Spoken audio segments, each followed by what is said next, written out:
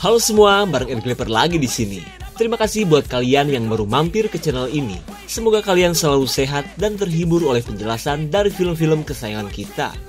Dan untuk kali ini, Ed Clipper akan ngasih klip dan review sebuah film yang bertemakan balas dendam.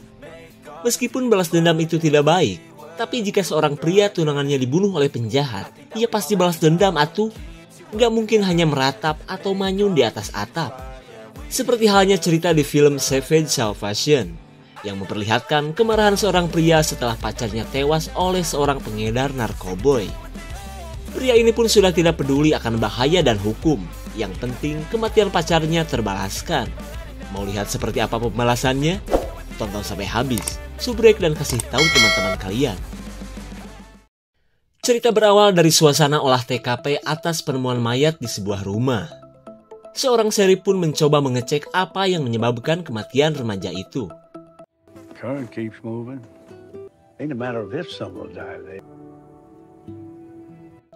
Dugaan Pak Sheriff ternyata benar karena kematian si remaja akibat OD narkoboy jenis opioid. Tapi karena nama tersebut terlalu ribet, kita sebut saja tepung oleng. Pak Sheriff terlihat kesal karena akhir-akhir ini banyak orang yang OD sampai tewas akibat obat jenis itu. Kemudian kita beralih ke seorang pria bewokan bernama John yang baru pulang kerja.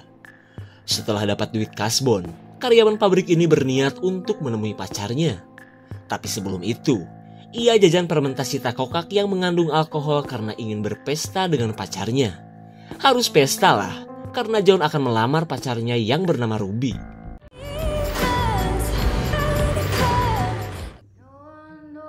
Singkat cerita, John pun tiba di rumah tempat ia dan pacarnya kumpul kambing. Ya, namanya juga di luar negeri. Gak ada istilah takut Pak RT atau digerebek warga.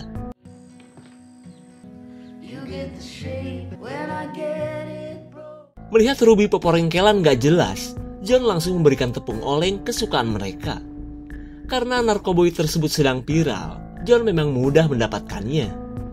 Ketika Ruby sedang girang, John yang gugup memberanikan diri untuk melamar pacar non-solehahnya.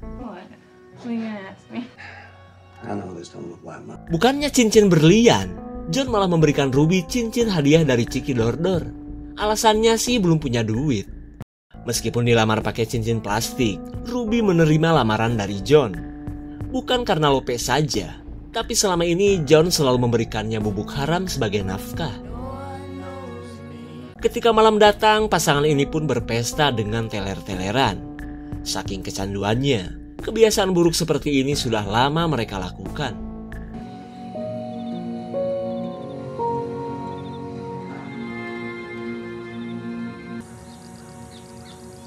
Di keesokan harinya, Ruby mengajak John untuk bertobat dari kebiasaan buruk mereka. Ia pun mengaku, lamaran dari John kemarin membuatnya ingin berubah. Mendengar keinginan pacarnya, John akan mencoba untuk berhenti make meskipun dari dulu selalu gagal. Duit yang selama ini dipakai teler pun mending ditabung saja untuk kawin. Setelah mereka sepakat, Ruby pun membuang barang haram yang selalu ia dan John pakai. Meskipun mereka sadar, ancaman sakau sudah menanti di depan mereka. Selang beberapa saat, John pamit untuk bekerja seperti biasanya.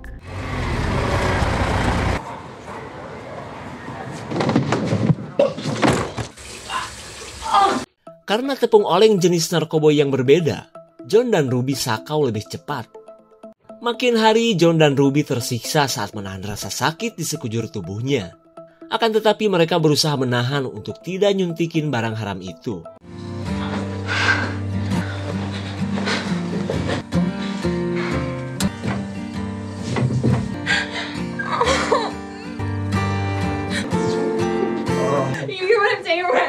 I'm done. Melihat Ruby akan menemui si pengedar, John berusaha mencegah meskipun ia tak tega melihat pacarnya tersiksa.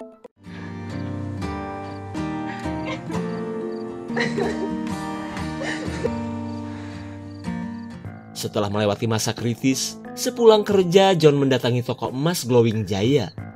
Ia pun bertekad untuk lanjut nabung agar cincin yang ia incar bisa kebeli.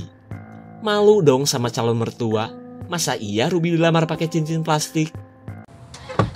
Oh, where you been, cuz? John langsung kesal saat si pengedar sekaligus temannya datang dan menawari tepung oleng. Kemudian John berkata bahwa ia dan Ruby sedang tobat, jadi jangan tawari mereka lagi. Pria bernama Elvis ini jelas tidak terima tawarannya ditolak begitu saja. Apalagi saat menyangka John telah mengajak Ruby untuk berubah.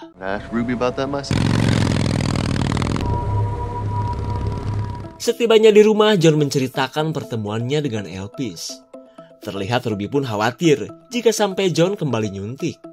Karena sejauh ini, mereka bisa bertahan tanpa obat haram itu. Di keesokan harinya, Ruby mengajak John ke acara ultah ponakannya sekalian menemui keluarganya. Saat bertemu Pak Sheriff, Ruby menceritakan lamaran John yang romantis meskipun pakai cincin yang burik. Sheriff pun ikut senang mendengar kabar pasangan yang ia kenal sejak mereka masih bocil ini. Setibanya di rumah, mereka disambut ayah tiri Ruby yang bernama Peter. Walaupun bukan bapak asli, hubungan Peter dan Ruby terjalin dengan baik. Dan ketika acara mukbang berjamaah, John akan menjadikan momen ini untuk kembali melamar di hadapan calon ibu mertua. Ketika ada kesempatan, John langsung meminta izin untuk menikahi Ruby. Meskipun bukan pernikahan yang mewah, John menjanjikan pernikahannya itu romantis tapi ada dangdut-dangdutnya. Setelah lamarannya diterima, semua orang pun senang karena Ruby akhirnya laku juga. Welcome to the family, Shelby John. Ketika beranjak pulang, Peter menawari John untuk bekerja di tempatnya dengan bayaran yang super gede. Namun ia tidak menyebutkan pekerjaan jenis apa kepada calon mantunya ini. Tapi sayangnya John menolak karena ia ingin bekerja dengan caranya sendiri. Tak lama kemudian, kakak Ruby memberikan gaun sewaan yang belum sempat ia kembalikan. Lumayan kan buat Ruby kawin nanti? Pasangan ini pun jelas merasa senang karena biaya pernikahan mereka nanti bakalan berkurang.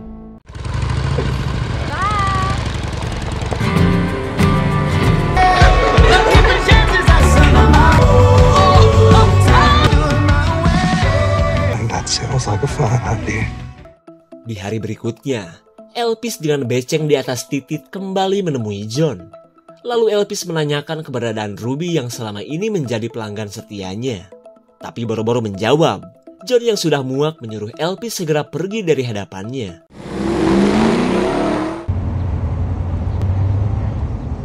Just paying a visit to your old man. Sungguh tak diduga Elvis akhirnya bertemu dengan Ruby. Kemudian Elvis berbohong jika ia baru saja menjual tepung oleng kepada John. Sontak Ruby pun kaget karena John malah mengkhianati komitmen mereka untuk berubah. Melihat Ruby yang galau, Elvis memberikan promo gratis berupa paketan tepung oleng.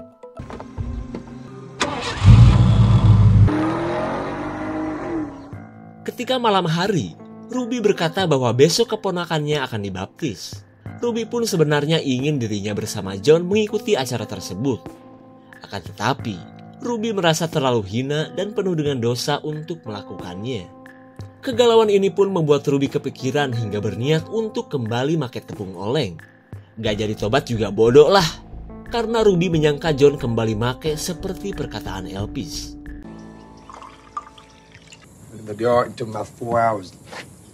Hey, Ruby? Baby, hey, come on, wake up. Oh, Ruby, hey, oh, baby, what have you done? John jelas tidak menyangka saat melihat Ruby tewas akibat make tepung oleng. Over the long shore, tossed and torn. In the name of the Father, We both know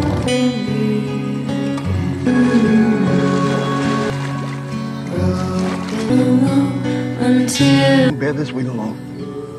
we both know until. Setelah mengabulkan keinginan Ruby untuk dibaptis, John tidak mengerti kenapa Ruby bisa tewas. Padahal ia sudah biasa memakai tepung oleng itu. Kemudian ia membawa pistol paku untuk membuat perhitungan dengan Elvis. Karena ia merasa yakin, Elvis pasti telah memberikan sesuatu yang berbeda kepada pacarnya. Daddy, I'm gonna kick down this whole goddamn wall. Mendengar seseorang yang datang, anak si Elvis langsung memberitahu ayahnya. Dengan brutalnya, John menjebol pintu dan membuat mata Elpis kelilipan paku. Saat anak dan istri Elpis keluar, John menceritakan kejadian yang dialami oleh Ruby. Pria sangar ini pun kaget karena tidak menduga semua itu bisa terjadi. Setelah kedua tangannya dipaku, Elpis berkata jika barang itu adalah jenis baru dan memang sangat keras. Ia pun sengaja memberikan obat itu kepada Ruby karena dipaksa atasannya untuk melakukan promosi besar-besaran. Darius, pick up my gear in Columbus, the Brown Hotel. Saat nama dan alamat atasan Elpis didapat, John berencana untuk membabat habis komplotan pengedar tepung oleng itu. Tembakan paku dari John akhirnya membuat Elpis tewas dengan pose seperti bakakak ayam. Kemudian John mencuri beberapa senjata untuk menuju hotel yang katanya tempat atasan Elpis berada. Singkat waktu, sheriff datang dan mencari tahu siapa yang sudah membunuh Elpis. Lalu dari keterangan si bocil, ia akhirnya tahu bahwa semua ini adalah ulah John yang sedang menuntut balas. Setibanya di hotel, John langsung menuju salah satu kamar untuk mencari atasan Elpis yang bernama Darius.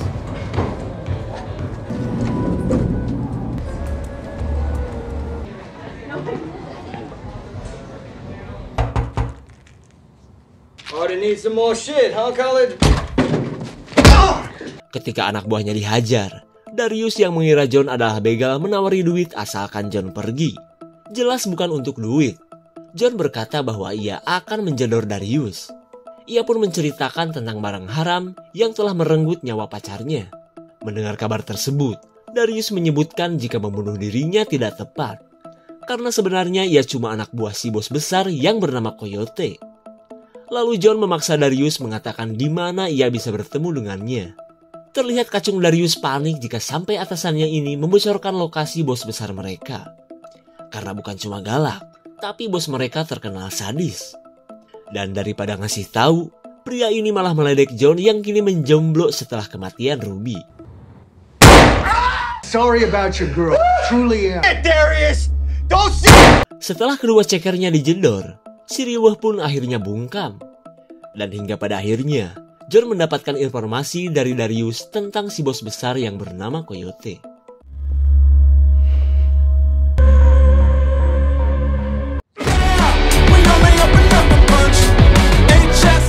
Selang beberapa saat, Pak Sheriff mendatangi hotel setelah mendapat laporan tentang adanya penembakan. Kemudian ia menemui si riweuh untuk mencari tahu siapa pelaku dari insiden ini. Tapi daripada memberikan informasi, seperti biasa ia malah ngebacot ngeler ngidul. Ketika dengkul bolongnya diuek-uek, akhirnya ia menceritakan sosok John yang akan menyerang markas besar bosnya. John tiba di dekat markas Coyote yang dijaga kelompok bangor bersenjata.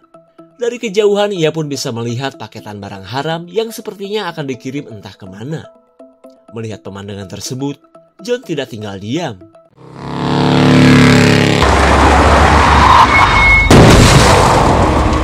Disangka ada si Rambo, seorang preman kabur ke dalam kebun.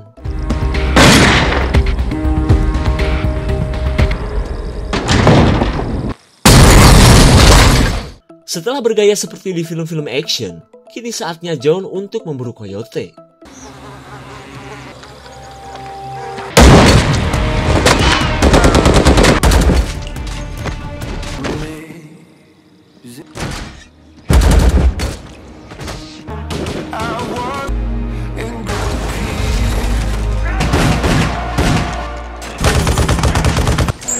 Akhirnya, John berhasil menemukan Coyote, si paling kriminal di kota ini.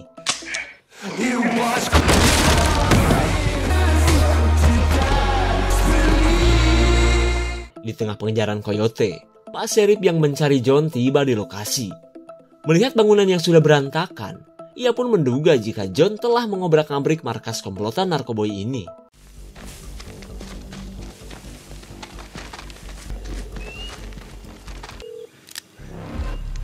John akhirnya berhasil menangkap Coyote yang akan menggunakan HP-nya. Lalu John penasaran, siapa yang akan dihubungi oleh pria burik ini. Mendengar omongan dari telepon, John akhirnya tahu bahwa Coyote cuma tangan kanan seseorang. Lalu ia mengancam Coyote untuk mengatakan siapa atasannya itu.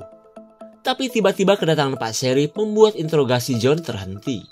Lalu pria tua ini pun berusaha meredam emosi John yang sudah poek dan gelap mata. I may be crazy, Sheriff. I ain't stupid. I tried to protect The weapon! I've lost too much. Come on.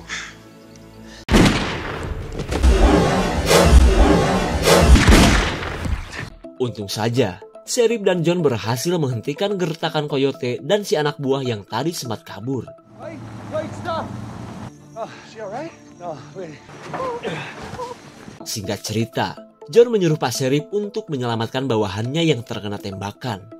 Sementara John terus menghubungi dan melacak nomor si bos besar dari HP Coyote.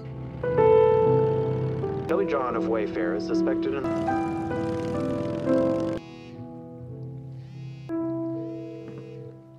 George's finest. Shelby John. Sungguh sulit dipercaya bahwa ayah tiri Ruby adalah bos besar dari bisnis tepung oleng terbesar di kota ini. Bicara pun entah mulai dari mana karena John benar-benar tidak menyangka. Sadar dirinya sudah ketahuan, Peter mengakui bahwa ia adalah orang yang sedang John cari. Kemudian Peter menyalahkan kelakuan John yang sok superhero terhadap bisnis yang selama ini ia sembunyikan dari keluarganya. Mendengar hal tersebut, John menceritakan jika tepung oleng produk Peter telah membuat Ruby tewas. Tapi bukannya merasa bersalah, Peter malah menganggap itu hanya bagian dari resiko bisnis. John jelas murka mendengar bacotan aki-aki berambut transparan ini. Lalu ia berniat untuk membuat Peter merasakan apa yang telah dirasakan oleh Ruby.